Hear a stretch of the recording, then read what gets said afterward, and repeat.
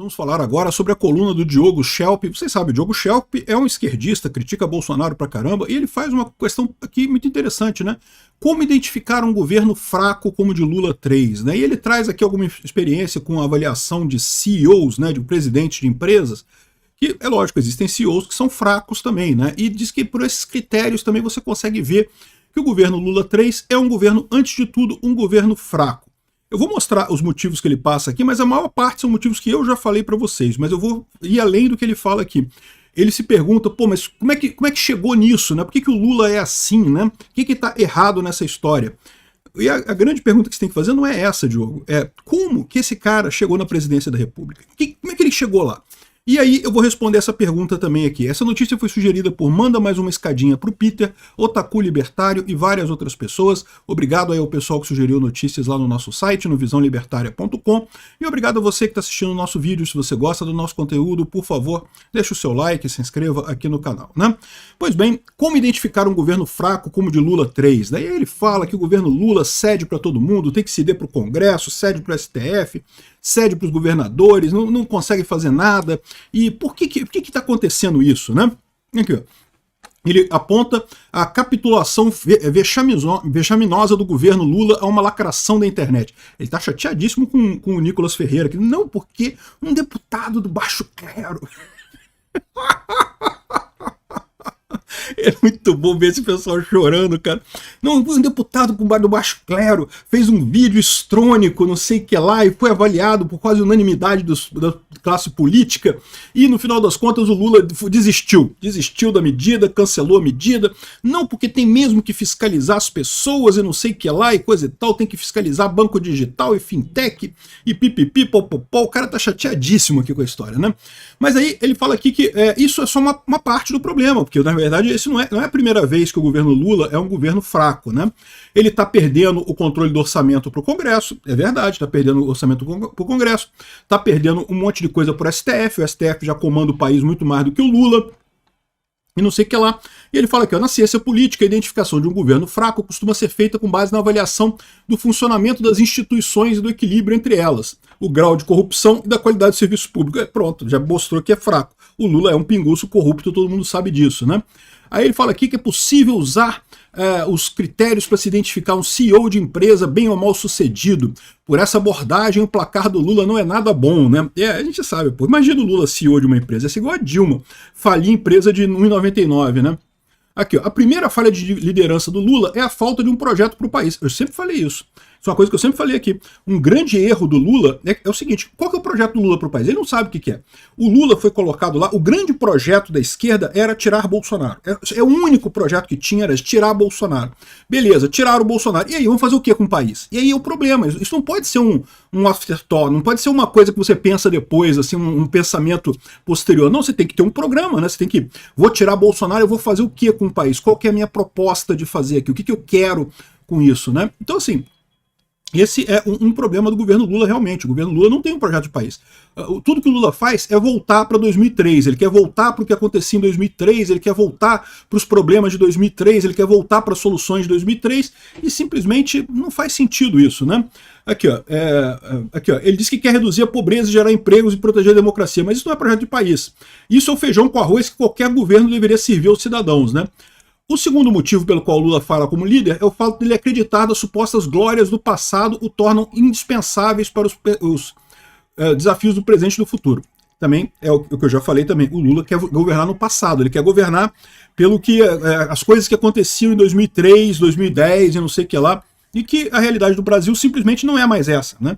Mesmo que, vamos supor, eu acho que ele já estava errado naquela época, tá? Naquela época ele já estava errado. Mas mesmo que ele estivesse certo naquela época, os problemas mudaram, a realidade agora é outra, né? E esse ponto aqui, tanto a questão de você ter um projeto, quanto você conseguir né, o projeto para o futuro, não um projeto para o passado, né?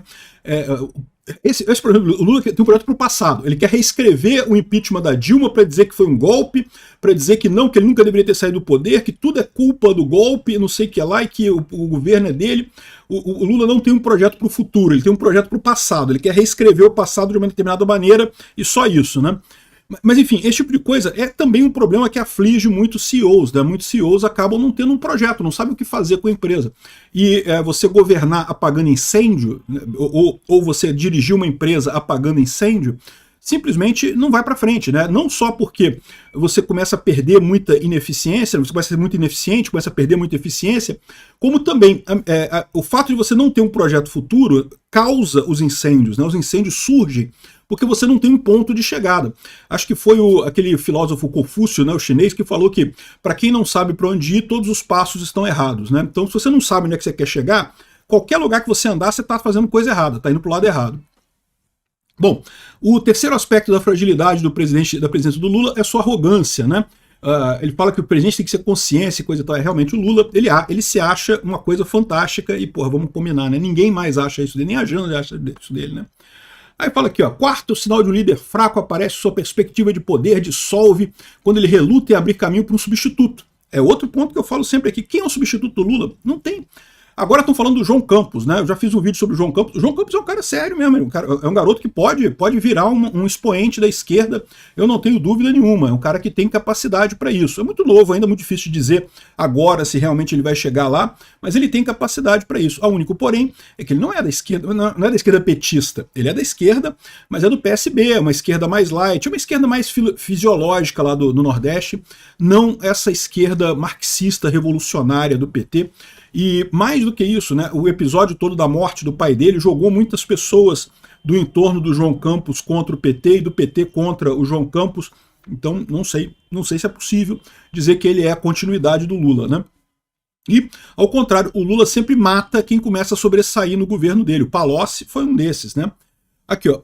Outro indício que o presidente é fraco é a falta de coragem para defender com convicção suas posições e suas políticas. Ô, meu amigo, o Lula nunca teve posição em nada, nunca teve política em nada. A ideia do Lula é sempre roubar e dar dinheiro para os amigos. Sempre foi assim.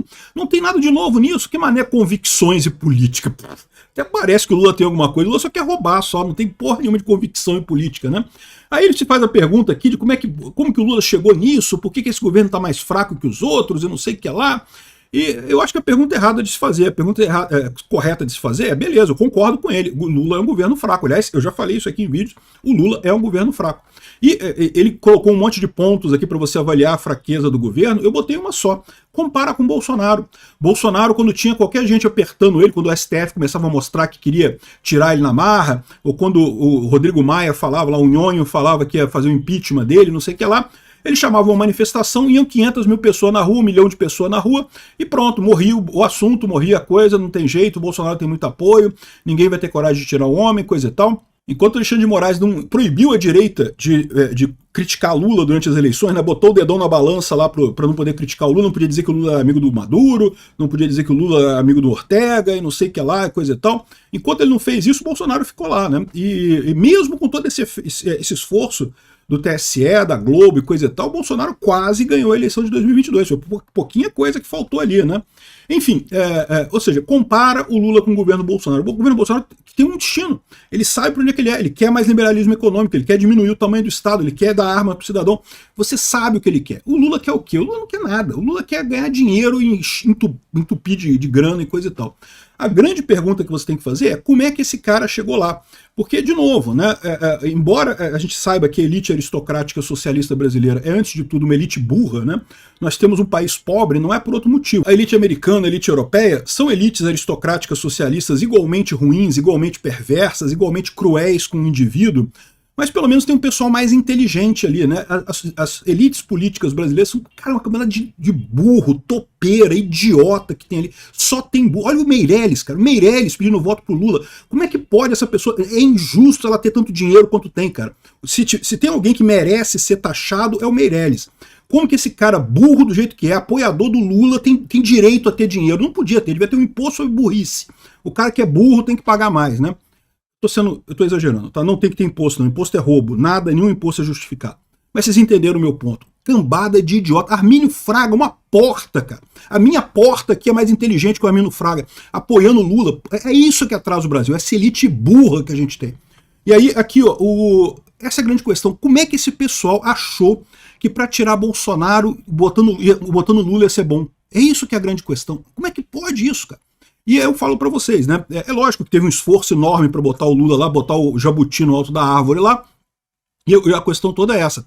Eles só foram com Lula porque eles não tinham opção.